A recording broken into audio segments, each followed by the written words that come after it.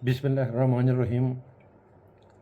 अस्सलातु वस्सलामु अलैका या सय्यदी या रसूल अल्लाह, अस्सलातु वस्सलामु अलैका या सय्यदी या हबीबल्लाह। दोस्तों, मैं मुश्ताक आफ्ताब, आप यूट्यूब और फेसबुक पेज पे देखते हो। हकीकत तो ये है,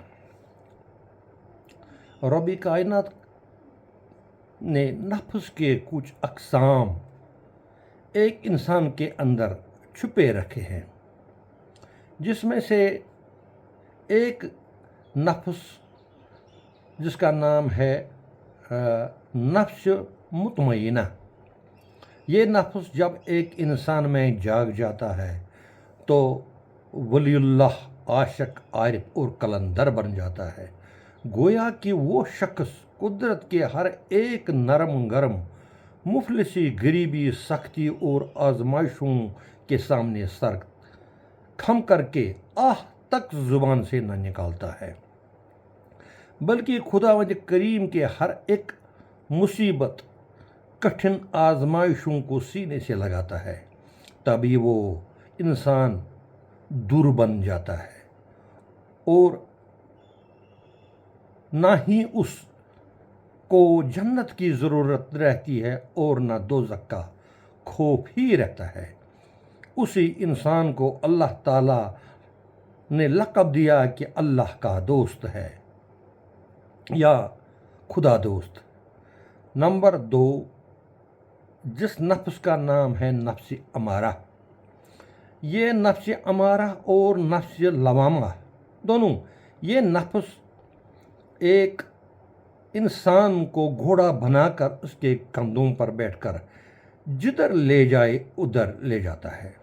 कत्ल, गारत, नाइंसाफ़ी, रिश्वतखोरी, ज़िना, बदयांती, हर एक बुराई की तरफ ये नफ्स एक इंसान को लेता है।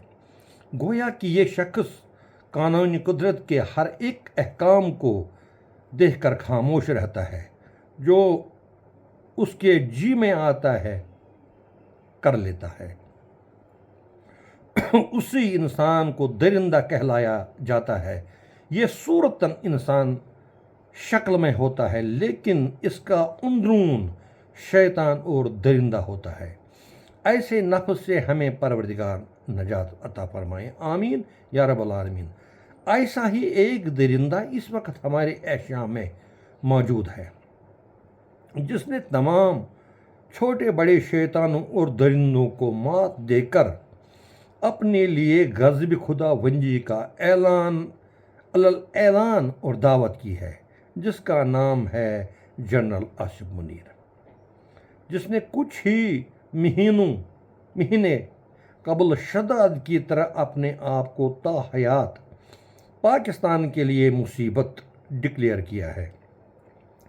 इस शख्स के करतूत हूबहू फिरौन और नमरूद से जा मिलते हैं। रहम और इंसाफ इस के दिल में शायद कभी थे ही नहीं।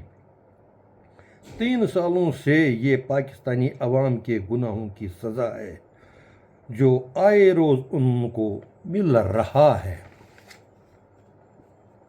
तहरीक इंसाफ के 9000 अशखास, जिसमें छोटे बड़े, बुज़ुर्ग, जवान लड़कियां, इसके कैद खानों में ज़िंदगी गुजार रहे हैं।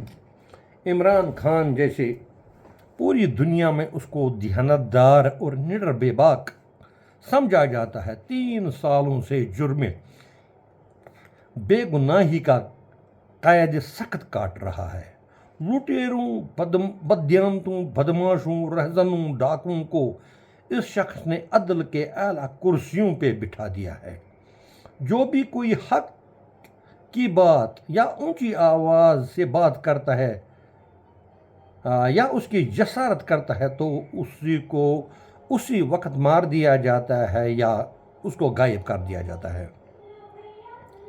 पाकिस्तान की अदालतों को इस शख्स मज़कूर ने दरबारी हामान और दरबारी चंगेज़ बनाया है, जिसकी वजह से पाकिस्तान की इंसानियत सिसक रही है। कल परसों ही इस नमरूद ने 200 से ज़्यादा लोग आज़ाद कश्मीर के मार डाले और सैकड़ों को शहीद करवाया, वो भी उनके जायज़ हकूक़ पर। اسی ظلم کی وجہ سے اس نے اپنے آپ کو تا حیات فیلڈ مارشل لا بنایا ہے۔ حسرت اور عبرت کا مقام یہ ہے کہ تا حیات فیلڈ مارشل ہونے کے باوجود اس شخص مذکور کو بھوک اور پیاس ابھی ختم نہیں ہوئی اور آئندہ کے لیے اپنے آپ کو صدر پاکستان کی راہ بھی ہموار کرنے لگا۔ کل ہی وہاں کے ایک ناقابل وزیر داخلہ محسن نقوی نے کہا کہ اب یہ نظام نہیں چلے گا اور موجودہ حکومت پاکستانی عوام کے لیے کچھ نہ کر سکی اور عوام کاکروچ پورا نظام لپیٹنے کے لیے تیاری کر رہا ہے۔ یہاں یہ بات قابل غور ہے، یہ محسن نقوی ایک سرپنچ بننے کے قابل بھی نہیں ہے۔ صرف 3 سالوں میں کیسے ایک ملک کا وزیر داخلہ بن گیا ہے، جبکہ 3 سالوں میں کوئی MLA بھی نہیں بن سکے گا؟ اور کس کے کہنے پر اس شخص کو پاکستان کا نظام کو ناکارہ قرار دیا، جبکہ یہ خود اسی ناکارہ نظام کا وزیر داخلہ ہے؟ اصل میں یہ بولنا اس شخص کا ہے، یعنی زبان اس کی ہے، لیکن الفاظ آصف منیر صاحب کے ہیں۔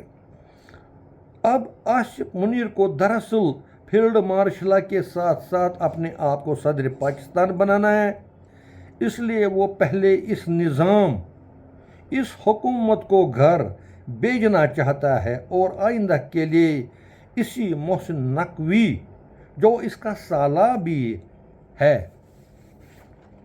وزیر اعظم بنا کر خاص من پسند رشتہ داروں لٹیروں کو وزیر بنا کر اپنے صدر بننے کے لیے راہ ہموار کریں، تاکہ بعد میں کوئی رخنہ نہ ڈالے اور وہ ترمیم آسانی سے کر سکے گا، ورنہ اس وقت صدر بننے کے لیے کافی دشواریاں پیدا ہو سکتی ہیں، جو کہ لگ بھگ شروع ہو چکی ہے۔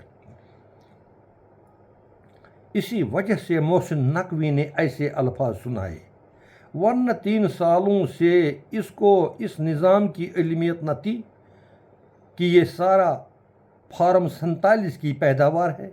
اس کو بولتے ہیں نفس امارہ۔ کس طرح نفس امارہ آصف منیر کو کندھوں پر سوار ہو گیا اور جو چاہتا ہے آصف منیر سے کرواتا ہے۔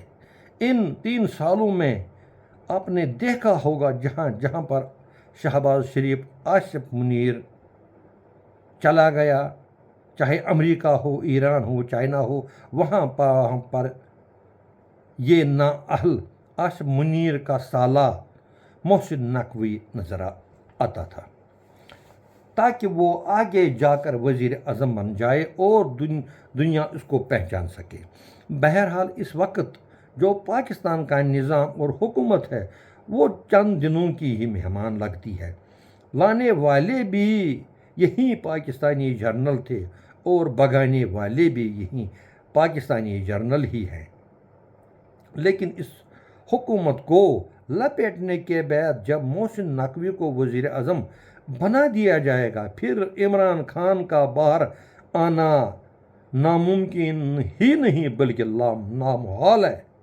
وہ جیل میں ہی مر جائے گا، بشرطے کہ اس وقت تک عمران خان جیل سے باہر نہ آ سکا۔ یہ اب عمران خان کی مقدر تک محدود ہے، اس کو اللہ ہی بچا سکے گا اور کوئی نہیں۔ لیکن اتنا ضرور ہے، جس چیز کا آصف منیر دل میں لیے بیٹھے ہیں کہ وہاں پر صوبے اور بنائے جائیں گے تاکہ وزیر اعلیٰ بہت بن جائیں گے، اس بات میں کوئی شک نہیں۔ اس وقت تک وہاں پر 4 صوبے ہیں، وہاں پر 4 گورنر، 4 وزیر اعلیٰ اور اس کے باقی جو لٹیرے ہیں وہ جب اب 10 بن جائیں گے، 10 صوبے بن جائیں یا 15 صوبے بن جائیں گے، تب وہ اتنا پیسہ کہاں سے لائیں گے؟ ان کے لیے کیا کریں گے؟ اس وقت بھی یہ جیسا کنگال ہو چکا ہے پاکستان، وہ فنڈز کہاں سے آئیں گے؟ اور دوسری بات یہ ہے کہ میرے خیال میں جو وہاں کی پارٹیاں ہیں وہ اس چیز کی اجازت نہیں دیں گے۔ ہاں البتہ اتنا ضرور ہے کہ فوج جو چاہے وہ کرتا ہے، لیکن بد نصیب یہ ہے یہ پاکستان کی کہ ان کو فوجی جنرلوں نے ابتدا سے آج تک اپنے گرفت میں کر رکھا ہے۔ بہرحال رعایا کی نہ جس میں فکر ہو ذل الہی کو، رعایا کی نہ جس میں فکر ہو ذل الہی کو، مٹا دیتی ہے قدرت ہر ایک ایسی بادشاہی کو۔ جو مجرم ہیں وہی انصاف کی کرسیوں پہ بیٹھے ہیں، کہاں جا کر سنائے ہم اپنی بے گناہی کو۔ مشتاق آفتاب کو اجازت دیجیے، خدا حافظ۔